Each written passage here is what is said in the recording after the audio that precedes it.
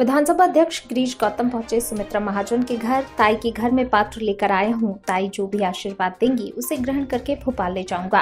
विधानसभा में किए गए नवाचार को लेकर बोले गिरीश गौतम। इस बार विधानसभा में नए विधायकों और पहली बार प्रश्न पूछने वाले विधायकों को पूरा मौका दिया जाएगा। विपक्ष के सत्र जल्दी खत्म करने पर बोले गिरीश गौतम, सत्र कितना लंबा चले उससे फर्क नहीं पड़ता, फर्क पड़ता है कि विधानसभा में हुई चर्चा पर कोई निष्कर्ष निकले।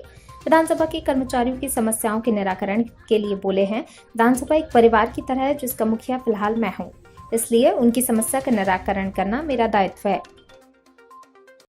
मानने का संभवतः आपका इंदौर का ये पहला दौरा है, क्या आज कार्यक्रम रहेंगे आपको? ये सबको प्रणाम करता हूँ, पूरे इंदौर निवासियों को प्रणाम करता हूँ। इंदौर आकर के ताई का आशीर्वाद लेने आया हूँ और इसीलिए उनके निवास पर आया हूँ। कोई सार्वजनिक कार्यक्रम नहीं है और उनका आशीर्वाद प्राप्त किया, इसके बाद भोपाल लौटना है। सर, विधानसभा अध्यक्ष बनने के बाद बहुत सारे नए प्रयोग आपने किए हैं। 4 चीज़ों का नवाचार मैंने शुरू किया। एक तो ये कि जो प्रथम बार के विधायक आते हैं उनको अवसर कम मिलता है अपनी बात उठाने का या रखने का, क्योंकि हमारे यहाँ सलाहकार सिस्टम होती है, उससे जिसके लॉटरी में आएगा वही आएगा। तो मैंने ये तय कर लिया कि जो प्रश्नकाल के भीतर जितने प्रश्न प्रथम बार वालों के हैं उन्हीं को लॉटरी में डालो, तो 25 के 25 जो निकलेंगे केवल प्रथम बार वाले निकलेंगे। और मैंने करके देखा। और दूसरा काम ये किया कि कई बार होता है कि विधानसभा या संसद के भीतर भी, संसद में तो ताई के सामने कम होता रहा होगा, विधानसभा में ज़्यादा होता है। जब वो पहली बार का विधायक जब खड़ा होता है किसी पूरक प्रश्न के लिए, तो जो सीनियर विधायक हैं वो उसके प्रश्न को अपनी तरफ से करने को तो वो अपना ये कहते हैं कि हम सपोर्ट कर रहे हैं, उसको मदद कर रहे हैं, पर मदद करने की जगह में वो अपनी बात ज़्यादा कहना चाहते हैं। इसीलिए मैंने उसमें रोक लगा दी कि नहीं, ऐसा नहीं होगा।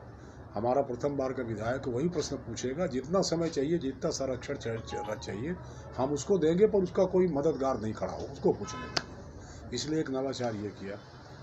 दूसरा, ज़्यादा से ज़्यादा विभागीय जो चर्चा होती उसमें ज़्यादा से ज़्यादा विधायकों का पार्टिसिपेशन हो, और इसीलिए जो अभी रिकॉर्ड निकला है उसके हिसाब से शाम को 5 या 6 बजे सदन में विधायकों की संख्या बहुत कम हो जाती थी और कई बार तो कोरम के अभाव में घंटियां बजती रहती थी, इंतज़ार करते रहते थे।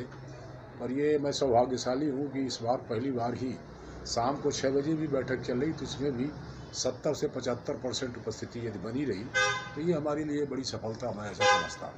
सर, इस बार का सत्र काफ़ी कम चला, अलग अलग क्षेत्रों से जो घटना अभी विधायक जी की जो घटना हुई थी, उसके बाद विदिशा में आज जो भाजपा के ही पदाधिकारी उन्होंने गृहमंत्री के खिलाफ मोर्चा खोला, तो इसको लेकर क्या कहेंगे? नहीं, उसमें मेरा कमेंट शायद सही नहीं होगा। उसमें उन्हीं से पूछिए, हमको हमारे विधानसभा तक पूछिए, ताई के आशीर्वाद के साथ हमसे पूछिए विधानसभा। हमारी गुरु हैं, इसलिए गुरु मंत्र लेने आया। लगातार लेकिन भाजपा के सभी वरिष्ठ नेता ताई से मुलाकात करने के लिए आते थे, जो विधानसभा में आना जरूरी था। नहीं, ऐसा नहीं है। इस बार भरपूर अवसर मिला। महत्वपूर्ण ये नहीं कि आप कितने तारीख पर विधानसभा चलाते हैं, आप 100 दिन चलाइए ना।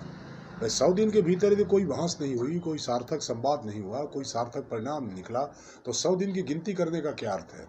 यदि हम कम दिनों में ही ज़्यादा समय दे करके हम वहाँ ज़्यादा संवाद की स्थिति पैदा कर सकते हैं, ज़्यादा लोगों को बोलने का अवसर दे सकते हैं, जो किया इस बार उसे काफ़ी है उतना।